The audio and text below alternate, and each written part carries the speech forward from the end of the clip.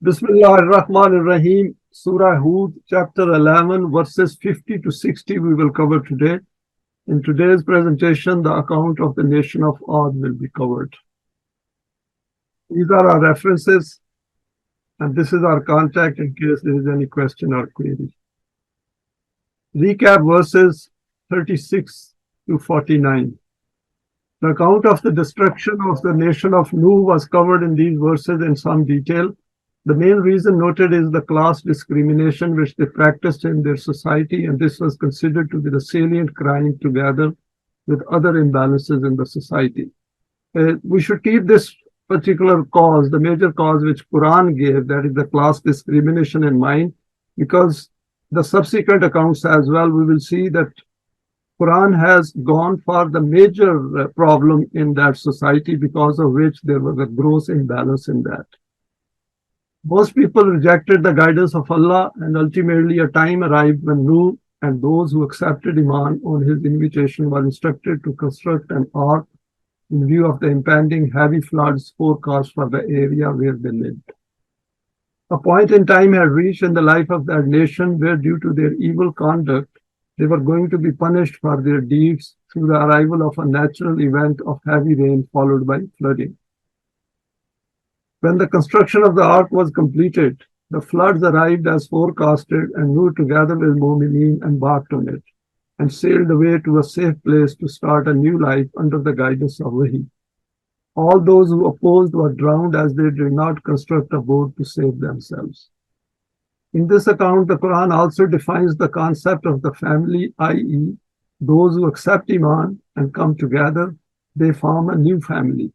Because Quran does take into account the biological relationships, but it says and tells us to grow out of these biological relationships and become ideological relationships and form those, because those are stronger, because those are the ones which will take us to the life of the hereafter. And this takes priority over biological relationships. Those who do not accept Iman are excluded from the category of Momineen. This presentation and overview. I have included this overview on the suggestion of some of our members, and we'll see how it goes.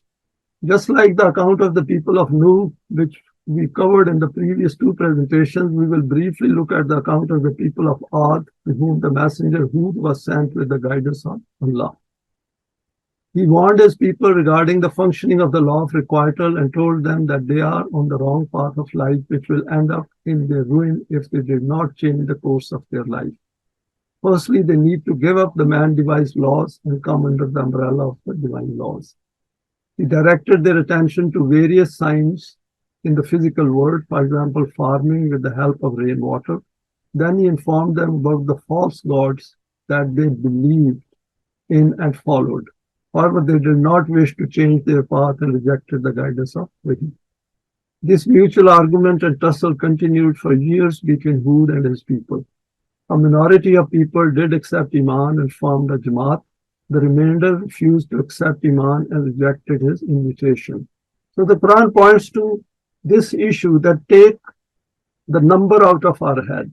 It is not a question of that how many people have come to the Quran. What matters is who have come to the Quran and how strong they are in their Iman. They created fasad in the land through the abuse of power and were grossly unjust. As a consequence of their evil deeds, their destruction became assured and they became destroyed. The Jamaat Momineen, headed by the messenger Hud, were saved from this destruction as per the law of Allah. Now let us go to the first verse for our today's presentation.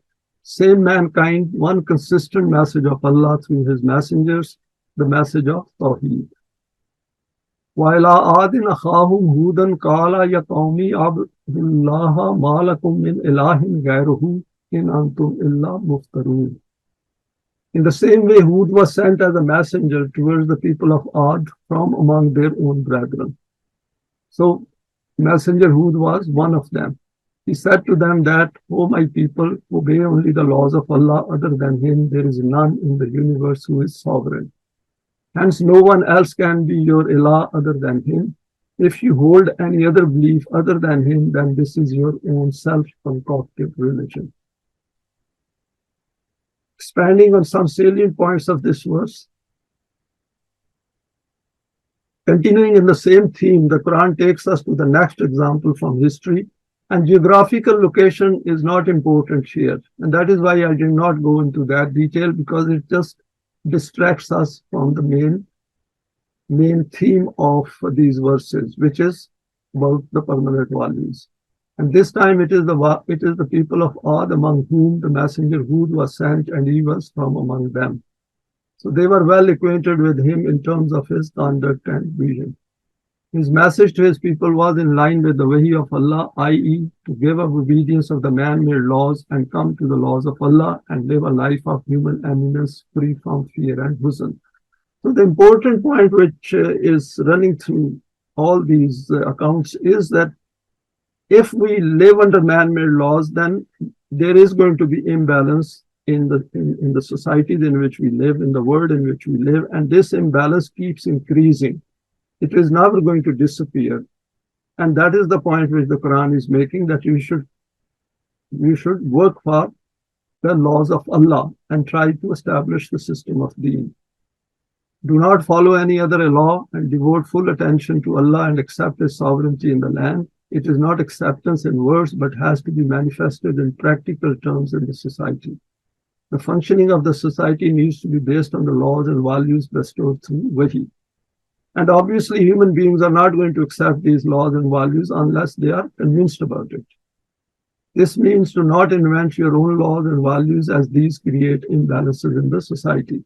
So there is a sort of empiricism there. There is an empirical evidence that the societies in which human beings live, which are based on man-made laws, are grossly unjust societies. So evidence is there. So those people who see the evidence, they need to then look for the alternative. Further reflections. Here we will briefly refer to the prominent crime of theirs, which the Quran has noted, just as with the people of Nuh. These people had acquired massive power in the land, which they misused for creating imbalances in the land. Because what happens is that the people who acquire power and are wealthy, then they keep accumulating it. They become greedy and they want more power. And as they acquire more power, the imbalances keep increasing in the society. And we are witnessing it in the world of today. The Quran charges them with their meaningless construction in the land.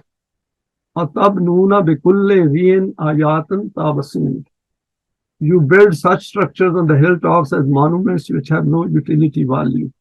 This is to satisfy their desire to display their superiority and power, a crime in the sight of the Quran. And this is very interesting. If we look into it and we see plenty of evidence around us, while poverty is multiplying in the world, we will see that in the developed world and even in the underdeveloped world, those people in power are somehow very fond of big buildings, big structures, big monuments, and some of those are quite meaningless, of no use to mankind. They were endowed with very high intellect and reasoning abilities, but did not use these within the remit of the permanent values and thus went astray.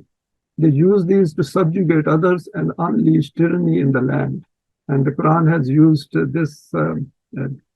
these words, وَإِذَا بَطَشْتُمْ بَطَشْتُمْ جَبَّارِينَ. When you exert your power, do use it like men of absolute power. That there is no balance.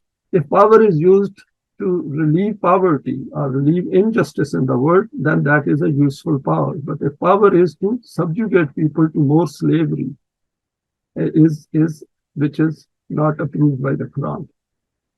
This means that you do not let your iron grip go loose on the weak and feeble, so that your control and authority should stay put forever and ever.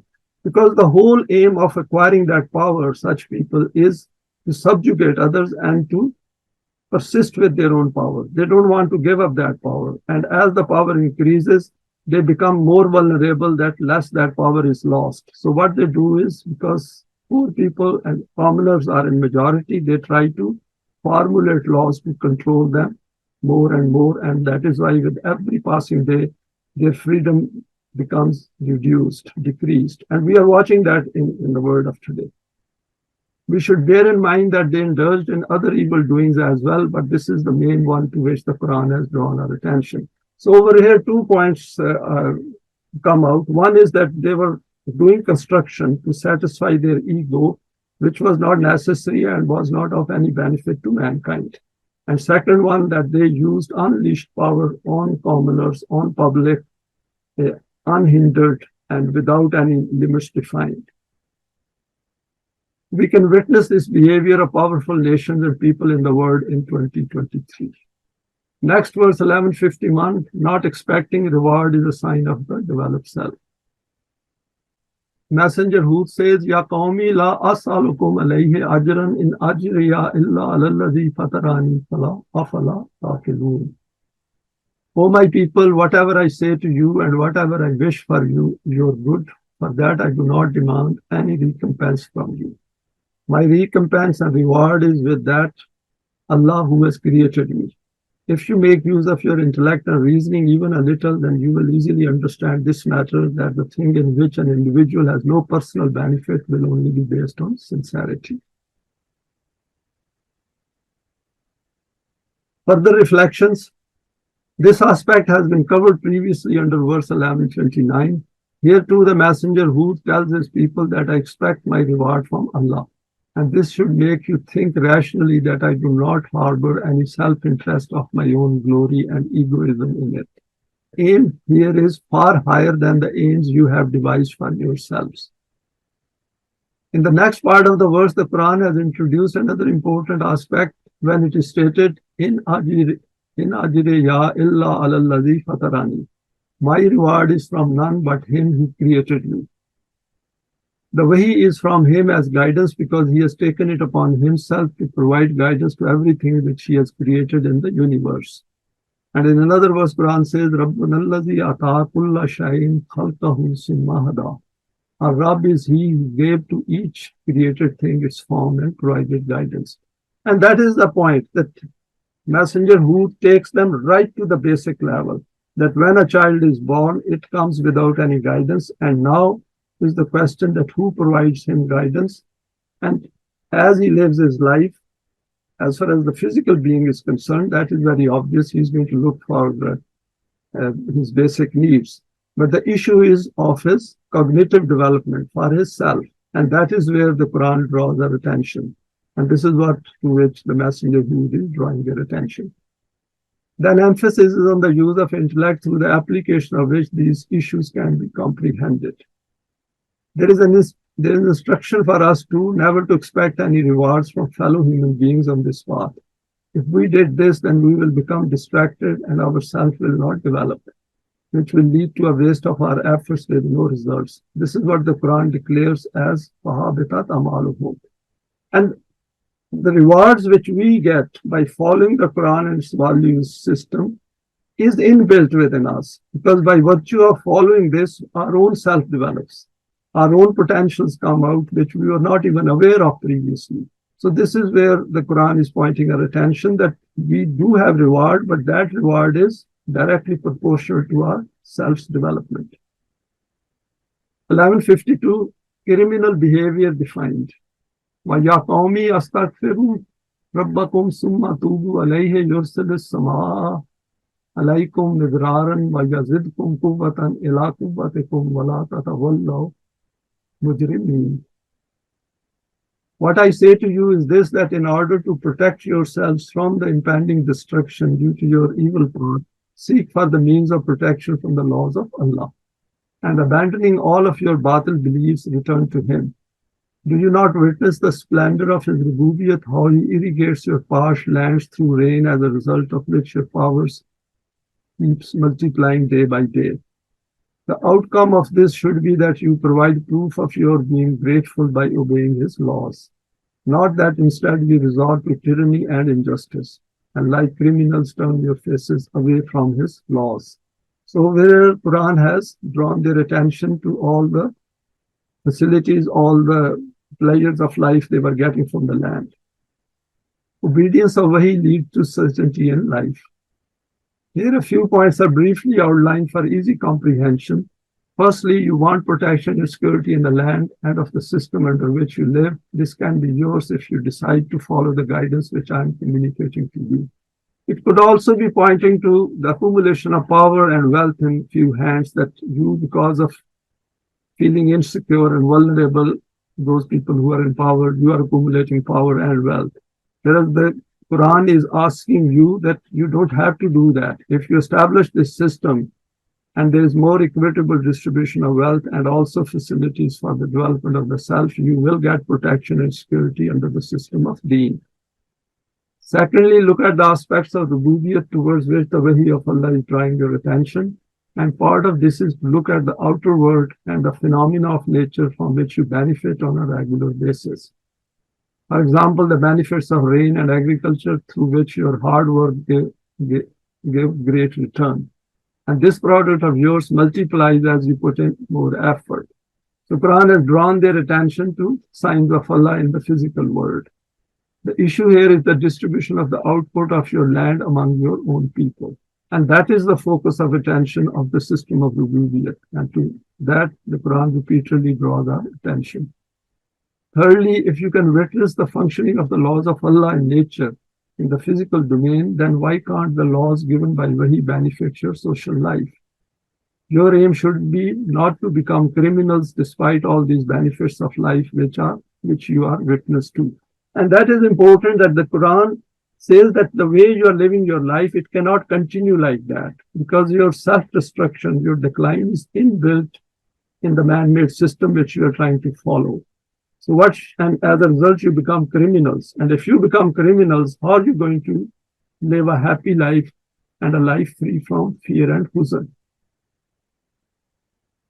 Next verse, 1153. Qalu Yahudu ma jetana bi bayyinatin wa ma nahnu bi tariki alihatina an qawlika wa ma nahnu laka bi Momineen. They informed Hud that you have not presented any such reasoning for your claim which we can really consider as concrete evidence, because they didn't want to listen to him and they were following their religion very happily before Messenger Hud arrived on the scene. So if somebody is very happy the way they are living their life, they are not going to listen to anyone who talks rationally and with reason. We cannot abandon our gods just because you say so. And so we are not going to accept your invitation and become Momineen. Giving up religious beliefs is not easy. The response of the people to Hud was that your reasoning in support of the Wahi of Allah is not convincing, so it is not possible for us to give up our gods and obedience to them. This, of course, includes the rituals of worship too. These beliefs have a strong hold on human minds, and the society which such minds create will always have gross imbalances. This is because such minds simply cannot view life outside of their narrow self-interest. And that is the point to which Quran draws their attention again and again, that those who are students of the Quran should look at the self-interests which are holding these people back from the guidance of Allah. They rejected the message of Wahi and were never willing to bring any change in their wrong path. We see this continuing today as well, where people, despite accepting the Quran to be the revelation from Allah, are totally opposed to its pure guidance and are content to follow the convenience of rituals which satisfy their emotional needs. The idea that the Quran puts forward a system of Deen never crosses the minds of even those who read it frequently. Hence, as the Quran states that such people, وَمَا يُؤْمِنُ أَكْثَرُهُمْ بِاللَّهِ إِلَّا وَهُمْ مُشْرِكُونَ. We have gone over this verse in some detail in Surah Yusuf, and what it says is most of them do not have Iman in Allah without associating others with Him, and thus they commit shirk, and as a result they do not benefit. For example, up to the following rituals, they are okay, but once it comes to practically implementing the system of Deen, they don't want it. In fact, they detest it. Now we go to the next two verses, 54 and 55. Understanding the religious psyche is important. In naqulu illa atraka ba'du alihatina bisu'in qala inni ushhidullaha washhadu anni bari'un mimma tushrikun min dunihi fa iduni jami'an summa la tunzirun. It appears to us that because you have insulted our gods, the curse of one among them has become cast on you. This is why you have started to spout such nonsensical things, otherwise you were fine previously. So people who follow religious belief system, they think that these beliefs, these gods whom they are following, will curse those who oppose it. Because for centuries they follow it, and these false beliefs are deeply embedded in their psyche. And even today, we will see that in that part of the world where there is not much education, people hold on to certain beliefs which have absolutely no rational basis. In reply, Hud only said this, and what else could have been said to people with this mentality, that I hold Allah as a witness, and you should also be a witness that whoever you declare from among non-Allah as being his partner, I have absolutely nothing to do with them. I'm totally free from this shirk. So despite opposition, the messenger Hud and those with him, they keep telling others that the path you are following is a path of destruction, self-ruin. So give it up and come to the Wahi of Allah. Whatever you wish to do against me, all of you gather together and do it, and do not give me any respite whatsoever. And then after that, see what is the outcome. And this part indicates that I'm sure they would have threatened him as well with some consequences. Because religious people don't let their hold go easy on anything. And when they see some opposition to it, they feel threatened. And we can see in today's world as well that wherever some raw nerve is touched of the religion, people do stand up together and try to condemn those people who have raised the issue of pure Quran. The law of requital operates under all kinds of belief systems. Here we come across the trickeries of religious beliefs and their impact on the human psyche.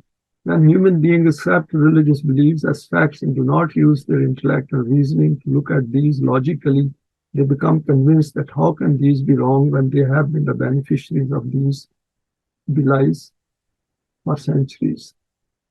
Here the Quran has pointed to an important aspect of this, that not only do these people reject the Wahi of Allah and refuse to use their rational reasoning side, instead they threaten the messenger that due to his going against their gods, he is going to suffer the consequences, i.e. these gods have the power to convey harm to those who oppose them. And it is possible that under the religious domain, they might be doing some bad mouthing against him as well and praying to their gods as well, that this messenger who has created so many problems against us. So can you do something about him?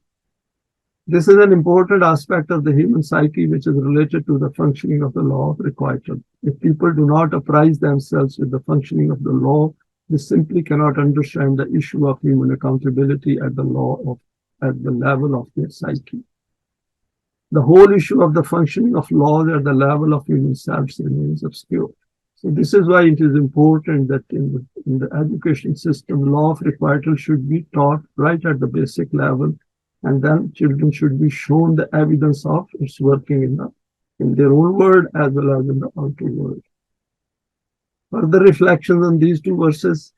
Then the Quran states that having understood this important issue of the human psychological proclivity to contamination, say to such people that we do not subscribe to your false beliefs, which have serious consequences for the future. As this lead to shirk, hence life organized under such a belief system is living life at a subhuman level and will always lead to ruin in this world. And this is a very difficult task for anyone who has come to the Quran to make others understand that they are living at a subhuman level because they are not getting all those benefits and their latent potentials are not coming out with which they are endowed right at the time of their birth. And they don't have to live a life under fear and Huzn or under the grips of these false beliefs. Because false beliefs have a tremendously bad effect on human psyche. And such human beings can never bring out those latent potentials which can only manifest in the light of Wahi. Since Momineen tread on Sirat al-Mustaqim, fully conscious of their thoughts, words, and deeds, hence they declare clearly that you can do whatever you like, we will continue to follow our path. So those people who start following, who come to the pure Quran, understand it, and then try to follow it within the constraints of the society, other people think that they are misguided because they are looking at them from their own perspective. And religion leaves a very bad spell on human mind. And we know it, those who have come to the Quran, that how bad this spell is on human psyche. We just need to let the time of respite end, and then the law of requital will decide between us. Since the messengers of Allah were also human beings like us, hence we need to imagine and relate their cognitive state to our own under such circumstances. Because they were human beings just like us. So whatever we are going through, this process of learning and trying to understand the system of Deen and carry out this self-development, we should always relate to them when we are reading through these verses that they must be going through a similar situation in their own environment. These are always very patience-testing years in the lives of the messengers and those who had decided to be with them as Momineen. Next verse 1156, the path of Wahi is straight, not cyclical. Inni tawakkaltu ala Allahi Rabbi wa Rabbikum ma min dabbatin illa huwa akhizun bi nasiyatiha inna Rabbi ala siratin mustaqim. My trust is in the law of requital of Allah, which is very firm and trustworthy. This is the law of that Allah who is my Rabb and yours and the nourisher of everyone. Leaving aside you, there is not a living thing in the universe which is outside the domain of the grip of his law of requital. My Allah is on the straight and balanced path of haq and justice, and it is called Sirat al-Mustaqim. Hence, you should also follow behind him on this very path. Further reflections on this verse, Allah, recognizing the thought process of the messengers and Momineen, has spelled out the procedure here to be adhered to by them. Firstly, since they are following Wahi and as a consequence have become free from the contamination of shirk, i.e., they are wholeheartedly committed to this path after eliminating all kinds of doubts and suspicions. And it's a continuous effort. Doubts and suspicions do arise, and we have to counter them using the knowledge of the Quran and the higher state of development of our own self. Secondly, they are absolutely clear about the state of the psyche of those who refuse to come to the guidance of Wahi. The two ideologies are clearly defined, and the boundary between the two is demarcated based on evidence. This is an important point because it saves us from a lot of frustration when people do not respond to the Quran or to whom we give the message, or we see the state of the world around us. That people have made their own choices.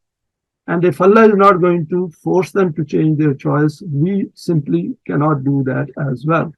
Because the only self which has an access to us is our own. So if we look at it, our responsibility actually becomes very well defined. Thirdly, the opponents are challenged that they can do whatever they like. The messenger and Momineen are not going to budge an inch from their stance. Because they have seen the reality, they have seen the truth, they have seen haq, and they have seen the functioning of the law of requital, and they have seen the change which has come within themselves, that is within their own self, and the way it is developing. They come to terms with their own self-development because they know they couldn't have got this development without the help of Allah's Wahi. Fourthly, Momineen have placed complete trust in the laws of Allah and His support because now they know them and they know how these function, and they know He will help them to get through this phase of their striving in this path. The law of requital of Allah is such that nothing in the universe is outside its domain of operation. What is that path? Some more points of interest. The verse concludes by declaring, Inna Rabbi ala siratim mustaqim. Surely my Rabb is on siratim mustaqim. Let us outline some finer aspects of this reality. And this is the beautiful part of the verse where one says that my Rabb, that is the one who has given us the system of rububiyyat, we are following him. That is, we are making effort to establish the system of rububiyyat, and that is the Sirat al-Mustaqim because it is the shortest path to success, number one, and it's an established path which is based on evidence. Firstly, the Quran points to the aspect of rububiyyat that in order to reach our intended destination, we need to follow a certain well-defined path in life. Because if we live a life in which there is no aim, then that is the meaningless life. Then we go through the same animalistic procedures in this world and then die. Then what did we achieve? Nothing. Whereas Quran says it's a straight path which continues beyond death as well. And this path, following this path, is what we get, because on this path then we experience the ups and downs of life, and that is how our self develops. At the start of the verse, it is firmly declared that Inni tawakkaltu ala Allahi Rabbi wa Rabbikum. You see the firmness in that statement from the lips of the messenger Hud. Fully trust in Allah, that is His laws, in relation to the aim of nourishment and development as defined by my Rabb and your Rabb, addressed to the human self. So they not only say that He is my Rabb, they also say He is your Rabb as well. Secondly, this path is sirat, i.e. straight, not cyclical. And secondly, it does not end somewhere so that we may think what next. Thirdly, it is mustaqim, it is established and balanced, i.e. whoever treads on this path becomes firmly established and his latent potentials emerge as attributes of his character. And this is the path defined by Allah. Hence, when we acquire that self which comes to terms with this path, then it obtains all the assurances and convictions associated with being on this path. Let us go to the next verse, 1157. Efforts on the path of Rububiyyat never go wasted. فَإِن تَوَلُّوا فَقَدْ أَبْلَغْتُكُمْ مَا أُرْسِلْتُ بِهِ عَلَيْكُمْ وَيَسْتَخْلِفُ رَبِّي قَوْمًا غَيْرَكُمْ وَلَا تَضُرُّونَهُ شَيْئًا إِنَّ رَبِّي عَلَى كُلِّ شَيْءٍ حَفِيظٌ. If you transgress from this path, then the responsibility for the consequences of this will not be on me. My responsibility was only this, that I pass on the message of Allah to you, which I have communicated. Now you will witness how the law of requital of Allah brings another nation in your place after destroying you in such a way. You will not be able to do anything to Allah. He is omniscient, watching over everything. Jamaat Momineen is meant to be established. And that is the important point which we should note over here. That if a Jamaat Momineen exists, then the Quran is telling that to be assured that you will replace these people who are opposing the message of Wahi. Here comes a firm commitment of the law of requital of Allah to Momineen. The messenger who declares to his people that do not think that you will continue following your evil path like this and that nothing will happen to you. Not at all. Another set of people are getting ready to replace you, and if you have even a bit of being which is not clouded by your evil desires, then it is going to be myself and the Jamaat Momineen with me who are going to replace you. If you do not wish to meet the fate of annihilation, then it is better that you listen to what I say. Because what he is telling them is in their own interest as well, in their own benefit as well. If they have thought through it carefully, that if their life, physical life, is cut short, then they are going to meet death far earlier than what they were thinking or assuming to meet at a later stage of their physical life. Why will this take place? Because this universe is created for constructive purposes, and here a time of respite is provided to battle ways of life. Once the warning has been served, then the process of replacement becomes accelerated and battle is replaced by al-haq. So the important point for us is in this verse that one set of people are replacing another set of people. And this is happening on two planes. Firstly, in any case, we die and we disappear, and some new people, new children, they come into the world and replace us. But collectively as well, one system of one nation is being replaced by another nation gradually, right in front of our own eyes. Of course, in the case of nations, it takes centuries.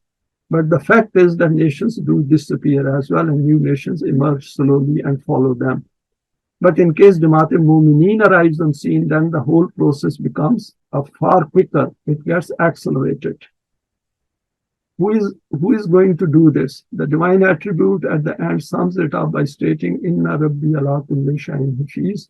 When things go wrong beyond the laid down scale, then Rububiyyat demands that the divine attribute of Hafiz should take care of human affairs. The outcomes of human deeds lead nations to their own demise on the world scene. Jamaat Momineen need to keep in mind all the time. Next verse 1158, Jamaat Momineen need to strive with the certainty of their own protection. And this is important because Quran does give assurance to Jamaat Momineen that once they come into existence, then they get the protection of laws of Allah. And they know it themselves as well, and they take precautions as well. But there is something which they should keep it in mind that if they are not protected, then they are not going to put in their best. So this is where the assurance of the Quran becomes very handy. وَلَمَّا جَاءَ أَمْرُنَا نَجَّيْنَا هُودًا وَالَّذِينَ آمَنُوا مَعَهُ بِرَحْمَةٍ مِنَّا وَنَجَّيْنَاهُم مِّنْ عَذَابٍ غَلِيظٍ.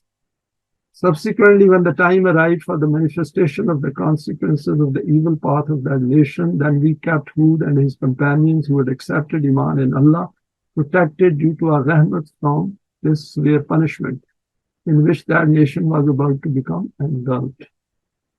Further elaboration of this verse. Many years passed and the messenger Hud and Momineen continued to pass on the message and warning to their people, and the majority did not pay any heed to it. When the time of respite came to an end, then the evil outcomes of their deeds became accumulated and manifested as destruction.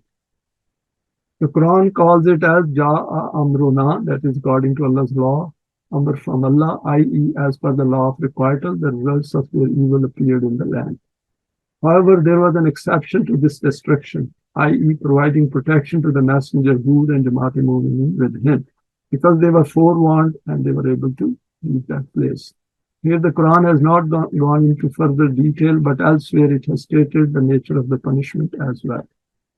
Why were they saved? Because they were now to establish the system of Deen either in the same place or move to another suitable place. Here we need to assume this to be case as Jamaat Momineen had developed themselves during this struggle to that level of understanding that they could do this using the guidance of Wahi of Allah. Because they had witnessed the imbalances created by the man-device system, and they had also had a good education and training and self-development under the Wahi of Allah. And this was also part of the duty of the Messenger of Allah. Some more points of interest. In another place, the Quran states that the destruction visited them through a windstorm, which they initially thought to be a good omen. However, it was so severe that nothing remained except the ruins of their homes. The windstorm lasted over the course of some days. There is nothing for them in the hereafter. In verse 46-26, the Quran informs us that these people had developed rational reasoning faculties, but they did not make use of these and ignored the signs of Allah. The Quran says it is not that these were foolish people. They had learned all the tricks of the trades to exploit others and to enjoy their life, particularly those at the helm of affairs. Then they were completely encircled by that which they used to mock at. As noted in the account of the messenger, new people, especially those in power, do not hold themselves accountable and ignore any warnings and keep pursuing their tyrannical ways. Their power intoxicates them completely, and they live under this delusion that it is going to stay with them forever. We need to delve into the issues of the human psyche in order to understand the man-device systems and the psyche behind their functioning. This helps us to keep striving on the path of Allah and stay motivated. Because we also need, as we study the Quran and try to follow it within the constraints of the man-made systems, we need assurance as well, and this has to be evidence-based. So when we read through these verses and look at the finer aspects, then it gives us strength that same Allah is present today, and all these laws are applicable to us as well, as long as we do not give up this path and continue striving on this path with all our maximum efforts. 1159, nothing goes unnoticed in Allah's universe. وَتِلْكَ عَادٌ جَهَدُوا بِآيَاتِ رَبِّهِمْ وَعَصَوْا رُسُلَهُ وَاتَّبَعُوا أَمْرَ كُلِّ جَبَّارٍ عَنِيدٍ. This is the account of the nation of Ad, which rejected the laws of their Rabb and displayed rebellion against the invitation of their messengers, and continued to obey the rebellious and tyrannical rulers of theirs who used to deliberately oppose Haqq. So these rulers at the top were not alone. In fact, majority of the public supported them willingly. And that is important, we should keep in mind, because why do people conform to those who are at the top? Because of their immediate benefits. And secondly, they do not want to question their own beliefs. And one of the excuses which comes to their mind is that how can so many people be wrong for such a long time? Rather than going to the value system of the Wahi, which Allah presents, they think that what they have been doing for centuries is what is what the reality is, and that is what truth is. In this verse, Allah has summed up the whole account of the cause and destruction of the people of Ad. Allah did not do it to them. These people did it to themselves as they continued to go against the guidance of Wahi and were bent upon creating imbalances in the world. An interesting thing is that those people who follow religion and its belief system, they think everything comes from Allah. They do not see that it is their own conduct, it is their own injustices and tyranny and their own bad behavior, which is the cause of all the problems they are facing collectively. And whereas once we come to the Quran, we can exactly pinpoint where the problem lies. We know the cause and we know the effects. Firstly, they went against all the signs of Rububiyyat appearing before them, despite being reminded by Huzn. For example, warned about the existence of imbalances in the society, priorities being wrong in erecting tall buildings and spending effort on construction which is without aim, creating problems instead of solving these and turning away from Deen. Secondly, rejecting the solution presented through the way of Allah, because had they applied the rational side and looked at it logically based on evidence, they could have seen that things are not adding up and imbalances are increasing rather than decreasing. This was tantamount to going against Rububiyyat and thus hindering the path off to the intended destination of self-development. Another point to which Quran has pointed our attention elsewhere is that because of their egoistic build-up, because of their arrogance, they also thought that why should we accept this message from the messenger Hud, even if their hearts had accepted it. Thirdly, following those who acted unjustly and tyrannically in Allah's word, this is unacceptable to the divine attribute of Rabb and ultimately leads to ruin in this life, and there is no hereafter for such people. 1160, the last verse for today's presentation. وَأُتُّبِعُوا فِي هَذِهِ الدُّنْيَا لَعْنَةً وَيَوْمَ الْقِيَامَةِ أَلَا إِنَّ عَادًا كَفَرُوا رَبَّهُمْ أَلَا بُعْدًا لِعَادٍ قَوْمِ هُودٍ. The outcome of this was that they became deprived both in this life and the life of the hereafter, which is the future of the bounties of Allah. And when Quran says future, it means the physical life in this world as well. Just see that their physical life was cut short. Remember, all this occurred because they had rejected the laws of their Rabb, who is the bestower of the Rububiyyat. Just see how the nation of Ad became deprived of the bounties of life. Further reflections. This verse concludes the account of the people of Hud and describes the outcome for these rebellious people due to their evil conduct. They followed their unbridled desires, the consequence of which was loss in this worldly life, and since human life continues in the hereafter, hence they lost that as well. And we as a student of Quran should always keep this in mind, that the life goes beyond death. So when we are looking at the losses in this world, we should also look at the behavior of people, whether that behavior is going to give them another life after death or not. And this helps our own self-development. Here a question may arise in our mind that they did enjoy worldly conveniences during the period of time that they existed.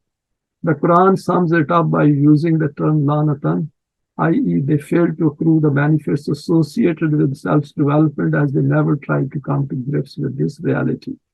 They did, some of them who were at the top of the system or hierarchy, they did enjoy some physical conveniences by exploiting others. But even in that, they were continuously under psychological pressure and stress and being scared of the majority of people around them. That is one. And secondly, their self never developed. And that is the lanat to which the Quran draws our attention to in this verse.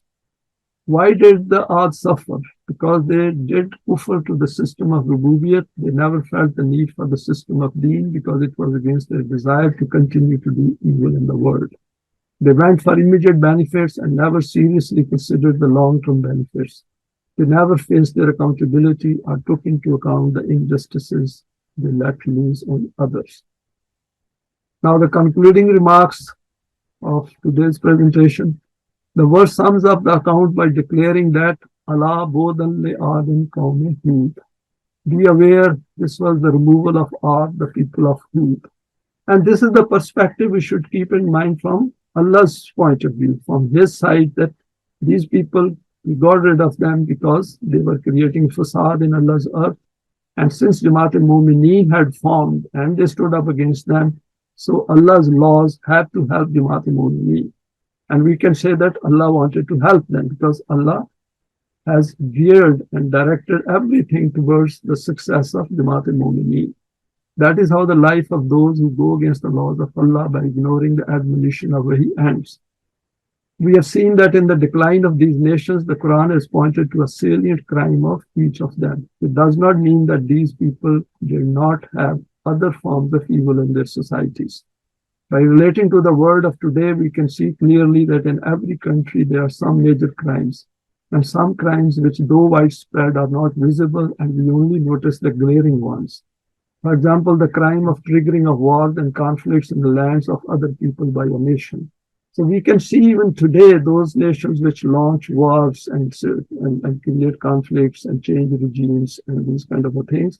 Those are major crimes in the view of the Quran. Whereas other crimes are also rampant, but these are the ones to which Quran points our attention in these accounts. So far, we have seen that the crime of Pharaoh was that he divided his people into parties. The people of Nuh had divided their society on the basis of class differentiation. The people of Hud had become arrogant and were very tyrannical to fellow human beings in the unleashing of their unbridled power. So these are some of the things which we should keep in mind. And as we go through some more accounts, then we can sum it up towards the end that what are those major crimes which in the sight of the Quran are the ones which invite them total destruction of a nation. Thanks for your time and for sharing this today. Please feel free to share it with your contacts. You may like to subscribe for future talks related to the Quranic system of Deen. Thank you.